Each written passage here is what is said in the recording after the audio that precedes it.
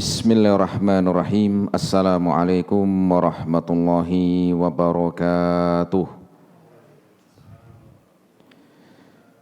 Innal hamdalillahi nahmaduhu wa nasta'inuhu wa nastaghfiruh wa na'udzu billahi min shururi anfusina wa sayyiati a'malina.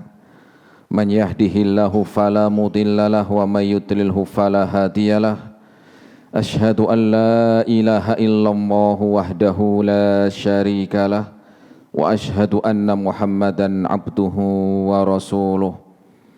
Qala Allah Ta'ala fi kitabihil karim, ya ayyuhalladzina amanu taqullaha haqqa tuqatih wa la tamutunna illa wa antum muslimun.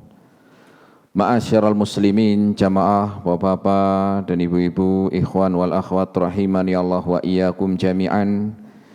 Alhamdulillah, kita bersyukur kepada Allah Subhanahu wa taala di kesempatan sore hari ini kita masih diberikan kesehatan, taufik serta hidayahnya. Semoga amal ibadah kita Allah Subhanahu wa taala menerimanya, dan semoga ilmu yang kita dapatkan bisa kita amalkan sebagai bekal untuk menghadap kepada Allahu Rabbul Alamin. Kemudian salawat dan salam kita sampaikan kepada Nabiullah Nabi Muhammad sallallahu alaihi wasallam beserta keluarganya, para sahabatnya dan umatnya sampai hari kiamat nanti. Jamaah rahimani Allah wa iyyakum jami'an. Kita melanjutkan kembali di dalam kajian rutin di Balu Bait TV ini dengan bahasan dari kitab Syarah Fadlul Islam, yaitu tentang kitab kesempurnaan dan keagungan agama Islam, dan kita masih membahas di dalam ayat-ayat Al-Quran ataupun hadis-hadis Nabi SAW yang berkaitan dengan keutamaan dan keagungan agama Islam. Kenapa demikian kita sampaikan tentang pembahasan yang berkaitan dengan iman dan Islam ini? Karena tentunya ini adalah pondasi yang paling utama. Pondasi yang paling utama sebelum amalan-amalan yang lainnya. Sehingga ini kita kenal dengan i'tiqad atau juga dengan keyakinan. Sebagaimana dahulu Rasulullah sallallahu alaihi wasallam berdakwah 13 tahun lamanya, Rasul menguatkan tentang iman. Rasul menguatkan tentang tauhid.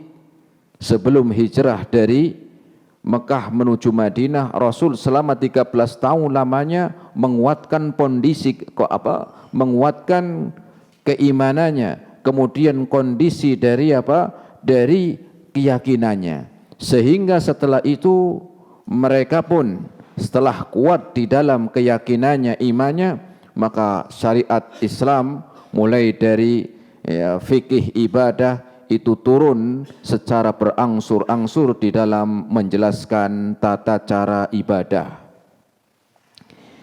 Jamaah rahimani Allah wa iyyakum jami'an, kita melanjutkan dalam buku yang sudah dipegang itu, jadi kita akan membahas lanjutan dari pembahasan yang lalu. Sekarang kita masuk halaman yang ke-10. Silakan bisa dilihat bukunya, halaman ke-10. Lihat yang dicetakan ada warna hitamnya itu, sudah ketemu, yaitu surat Al-Hadid ayat yang ke-28. Surat Al-Hadid ayat yang ke-28. Silakan dibaca dulu, artinya nggak apa-apa. Mau baca Pak? Artinya aja Pak. Iya. Surat Al-Hadid ayat yang ke-28 yang kita akan bahas insyaallah ta'ala pada kesempatan yaitu sore hari ini. Masih berkaitan menguatkan agamanya, yaitu tentang penguatan akidah dan juga keyakinan kita terhadap agama Islam. Allah Subhanahu wa taala berfirman, "Ya ayyuhalladzina amanu ittaqullaha wa aminu birrasulihi yu'tikum kiflaini min rahmatih wa yaj'al lakum nuran tamshuna bihi wa yaghfir lakum wallahu ghafurur rahim." Allah Subhanahu wa taala berfirman dengan memanggil kalimat iman, dengan memanggil dengan orang-orang yang beriman, ya ayyuhalladzina amanu. Disebutkan bahwa orang-orang yang beriman ini mereka adalah ahlul kitab. Maknanya dari ahlul kitab yang mereka beriman kepada Allah Subhanahu wa taala, beriman kepada nabinya.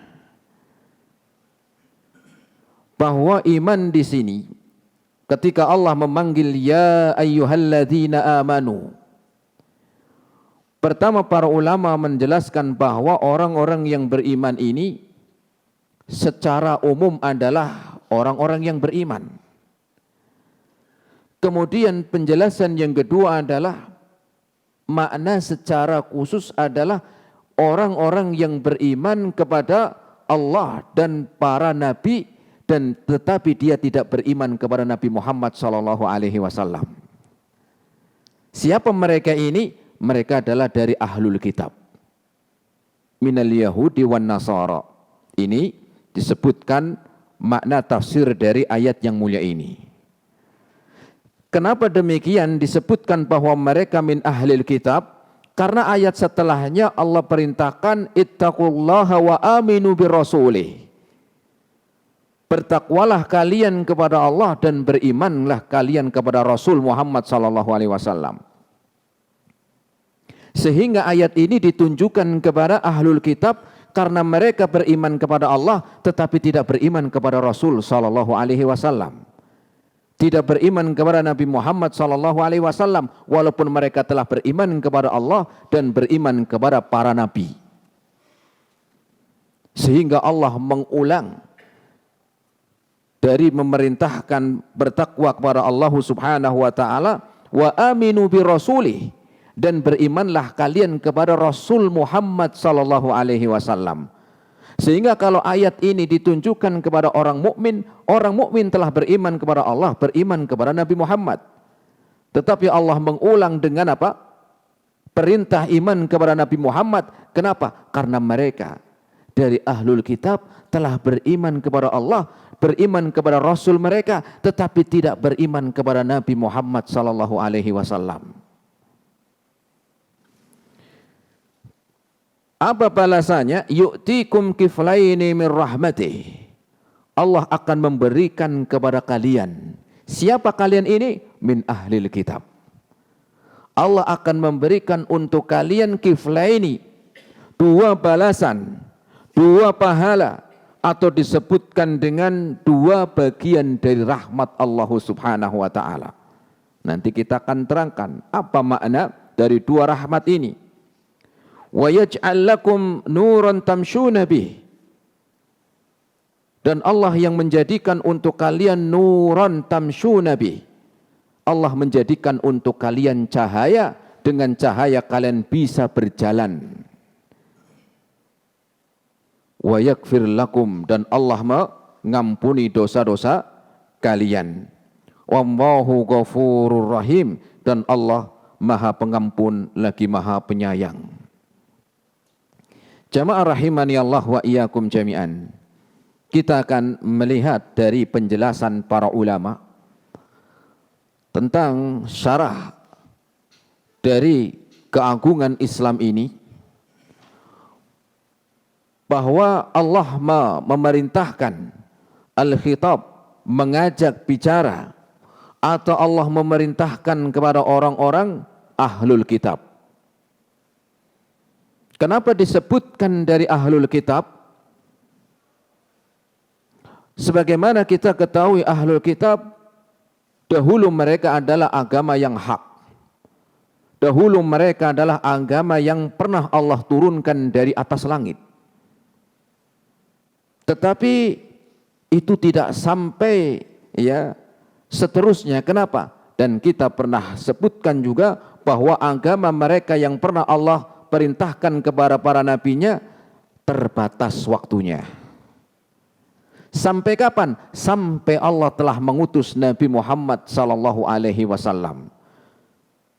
Sehingga setelah mereka beriman kepada Allah, maka Allah pun memerintahkan sebagaimana kalian beriman kepada para nabi kalian dahulu sebelum diutusnya Rasul Muhammad sallallahu alaihi wasallam, dan sekarang telah diutus Nabi Muhammad, maka hendaklah kalian beriman kepadanya. Apa yang Allah perintahkan? Pertama, ittaqullaha wa aminu bi rasuli. Pertama, Allah memerintahkan untuk bertakwa kepada Allah. Apa makna bertakwa kepada Allah? Sering kita mendengar di dalam pengajian-pengajian atau mungkin khutbah Jumat nih yang sering. Ya ayyuhalladzina amanu taqullaha haqqa tuqatih. Wahai orang-orang yang beriman, bertakwalah kalian dengan sebenar-benarnya, dengan sebenar-benar takwa. Sering kita mendengar takwa. Apa makna takwa ini? Makna takwa kepada Allah Subhanahu wa taala adalah di mana seorang mukmin yaitu dia membenarkan apa yang Allah perintahkan, kemudian melaksanakan perintahnya dan menjauhi larangannya. Pertama, membenarkan apa yang Allah perintahkan, membenarkan. Membenarkan apa? Membenarkan yang Allah perintahkan di dalam Al-Quran. Kemudian setelah membenarkan apa yang Allah perintahkan di dalam Al-Quran, selanjutnya dia mengamalkan perintahnya dan menjauhi larangannya. Ini makna dari takwa. Makna dari takwa apa tadi? Pertama, membenarkan kabar dari Allah yang ada di dalam Al-Quran. Ini yang pertama. Kemudian melaksanakan perintahnya serta menjauhi larangannya. Melaksanakan perintahnya dan menjauhi larangannya. Ini makna takwa. Dan Allah perintahkan ittaqullaha, bertakwalah kalian kepada Allah. Artinya kita membenarkan Al-Quran dan juga mengamalkan perintahnya dan menjauhi larangannya. Setelah bertakwa kepada Allah, apa tadi di antara artinya? Makna dari takwa mengamalkan, menjalankan perintahnya. Apa jalan atau perintah yang Allah sebutkan? Aminu bi rasulih. Berimanlah kalian kepada Rasulnya, yaitu Muhammad sallallahu alaihi wasallam.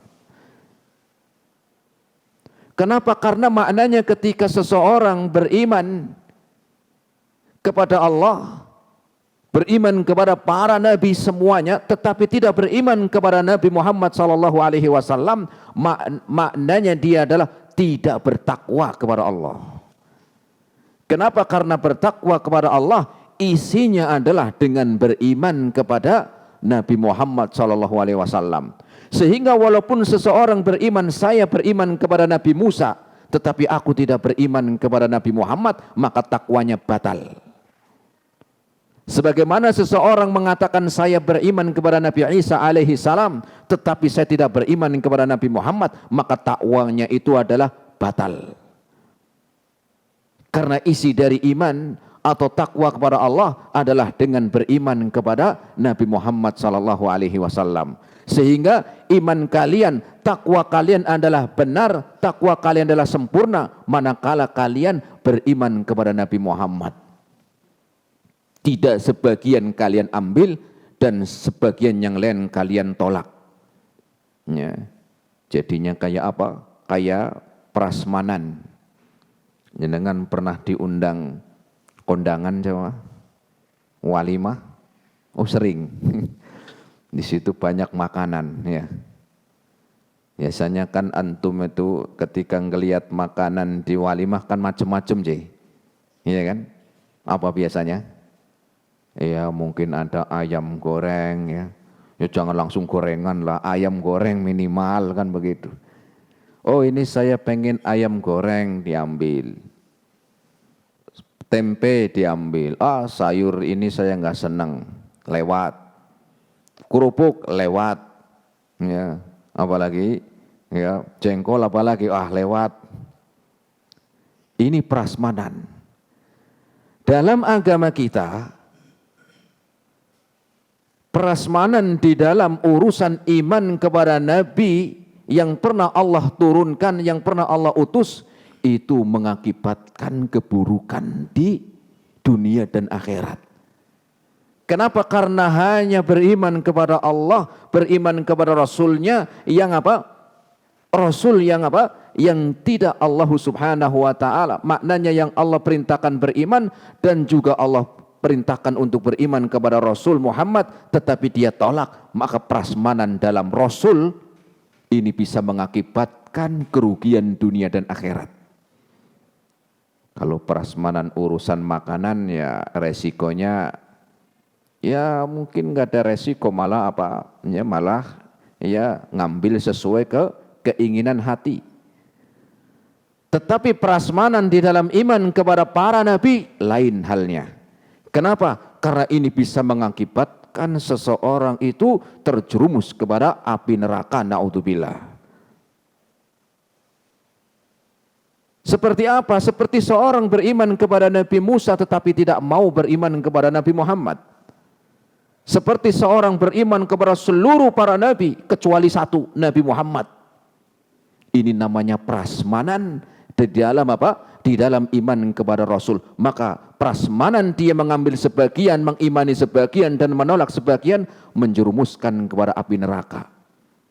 Sehingga Allah ini tadi perintahkan kepada mereka yang sudah beriman kepada Nabi Musa, yang sudah beriman kepada Nabi Isa alaihi salam, maka berimanlah kalian sempurna, yaitu dengan beriman kepada Nabi Muhammad sallallahu alaihi wasallam. Apa balasannya? Yu'tikum kiflaini min rahmatih. Niscaya Allah pasti akan memberikan kepada kalian dua rahmat. Allah memberikan kepada kalian rahmatnya, bukan cuma satu, tetapi Allah memberikan 2 kali lipat. Kenapa bisa dikatakan mendapatkan 2 kali lipat dari rahmat Allah? Yang pertama karena mereka telah beriman kepada para nabi, kemudian mereka juga beriman kepada Nabi Muhammad. Nah itu jemaah.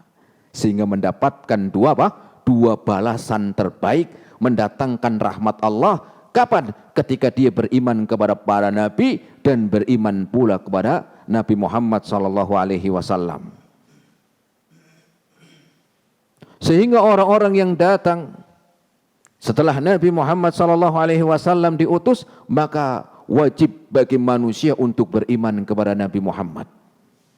Dengan itu akan mendapatkan kebaikan, mendapatkan kemuliaan dan mendapatkan kasih sayang Allah subhanahu wa ta'ala. Apa balasan hanya mendapatkan kasih sayang dari Allah saja? Tetapi Allah lebihkan jemaah. Wa yaj'al lakum nuran tamshuna bihi. Ketika kalian beriman kepada Nabi Muhammad sallallahu alaihi wasallam, Allah akan menjamin untuk kalian untuk diberikan nuran. Apa nur? Cahaya. Yang dengan cahaya tersebut tamshuna bihi, kalian mampu berjalan.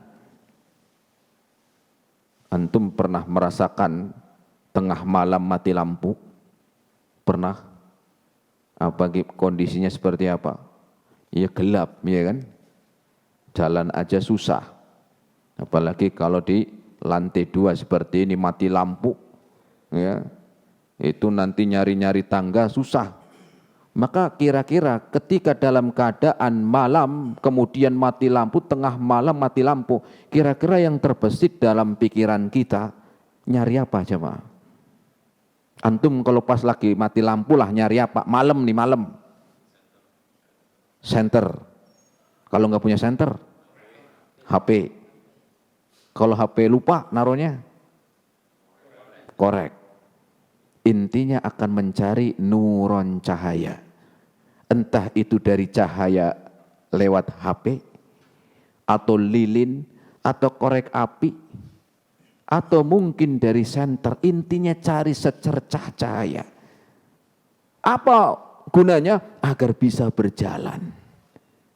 Sehingga dengan ini Allah Subhanahu wa taala menyebutkan, dengan kalian beriman kepada Nabi Muhammad sallallahu alaihi wasallam, Allah berikan keutamaan yang kedua, Allah memberikan cahaya, dengan cahaya kalian mampu berjalan di atasnya.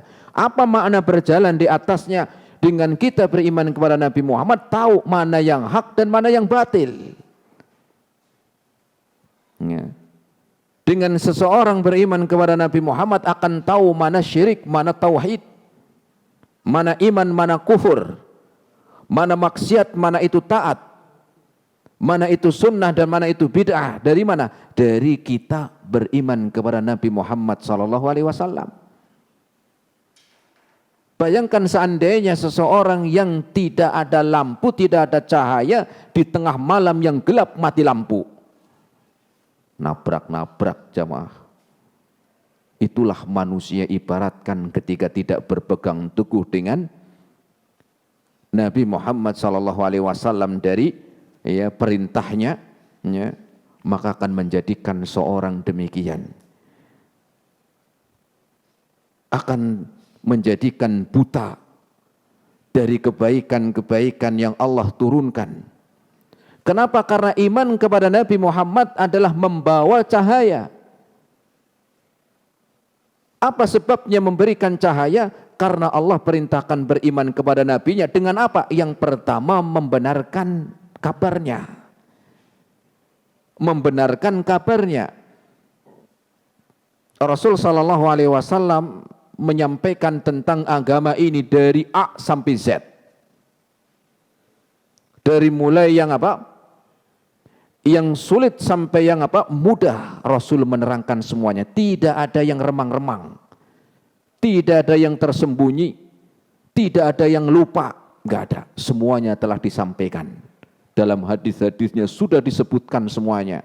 Makanya kalau kita melihat hadis-hadis yang Rasul sampaikan, itu semuanya komplit. Ada adab, ada akhlak, ada ibadah, ada tauhid, ada iman, ada kufur. Semuanya. Sampai tata cara ibadah pun semuanya disebutkan. Jangankan tata cara ibadah, sampai seorang etika masuk mana? Masuk kamar mandi. Masuk kamar mandi untuk buang hajat itu diajarkan oleh Nabi SAW. Sehingga ketika kita mengetahui itu, maka akan berjalan di atas ilmu yang Rasul SAW telah memberikan, telah menyampaikan dan mengajarkan kepada kita.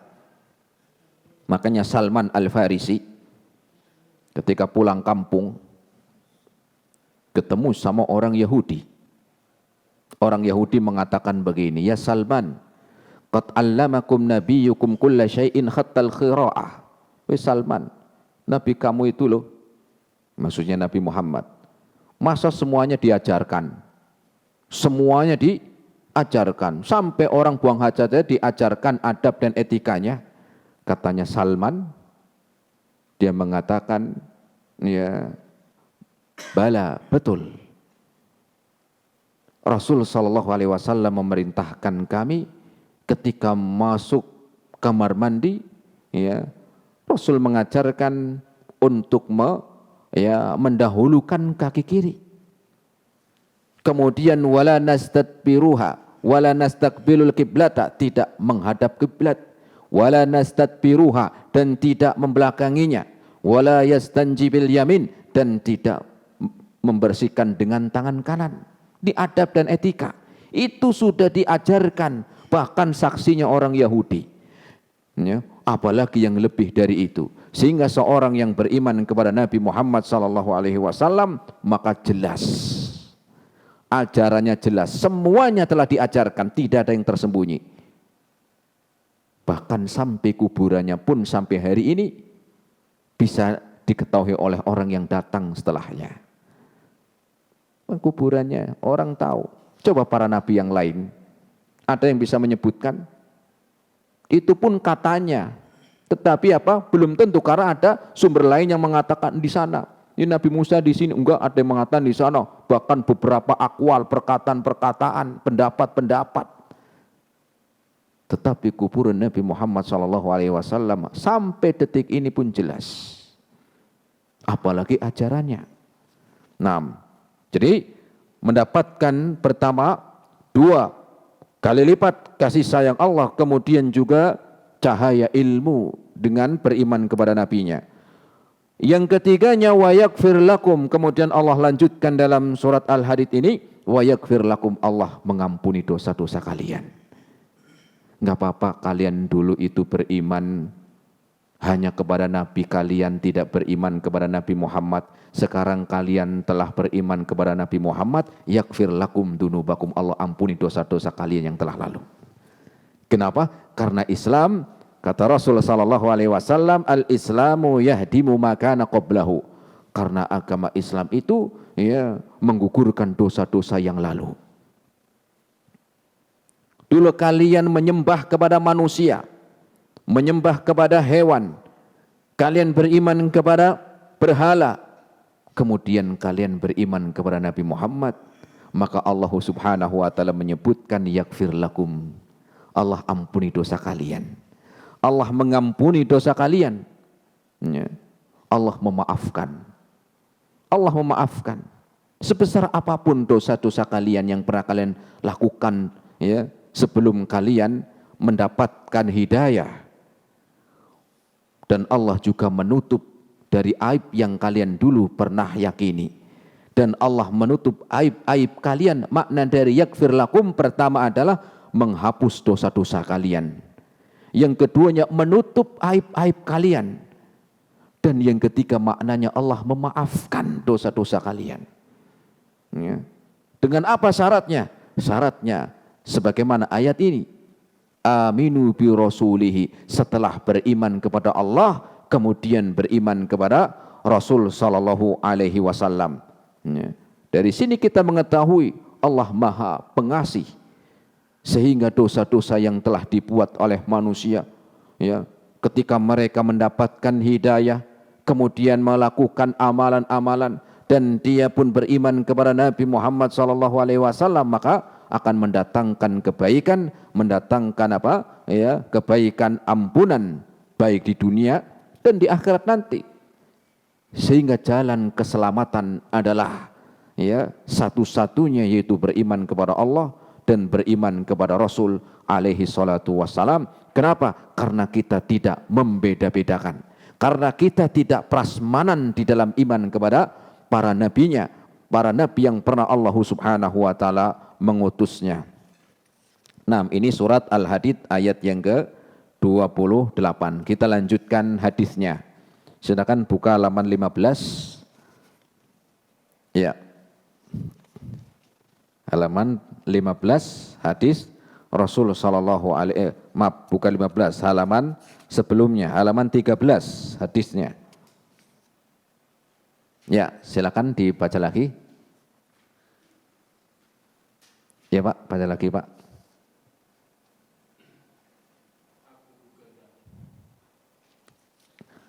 Iya. Disebutkan di dalam hadis Nabi sallallahu alaihi wasallam yang diriwayatkan oleh Al-Imam Al-Bukhari. Kalau tadi ayatnya bahwa di dalam kita beriman kepada para rasul membawa kebaikan, membawa keberkahan, dan membawa kebahagiaan. Disebutkan dari Abdullah bin Umar fi sahihi an Ibni Umar radhiyallahu anhuma, Rasul sallallahu alaihi wasallam bersabda, "Mathaluku wa mathalu ahli kitabaini kamathali rajulin istajara ujra'a." Jadi Rasul memberikan perumpamaan antara orang-orang muslimin, orang-orang mukminin, dan orang-orang ahli kitab. Ahli kitab tadi kita sebutkan minal Yahudi wan Nasara. Sebagaimana disebutkan dalam hadis ini yang disebutkan oleh Abdullah bin Umar dari Rasul sallallahu alaihi wasallam. Perumpamaan. Jadi Rasul itu dalam mengajar sering membuat perumpamaan. Seperti tadilah saya menyebutkan kalau beriman itu jangan setengah-setengah. beriman itu jangan kayak prasman, itu perumpamaan. Ternyata itu juga diajarkan oleh Nabi. Kalau jangan barangkali ada yang Ustaz Supandi kalau ngajar seringnya ada perumpamaan. Ini untuk mendekatkan, memahami. Dan ini juga Rasul mengajarkan kepada kita adanya perumpamaan. Bagaimana perumpamaan antara orang-orang yang beriman dengan ahli kitab?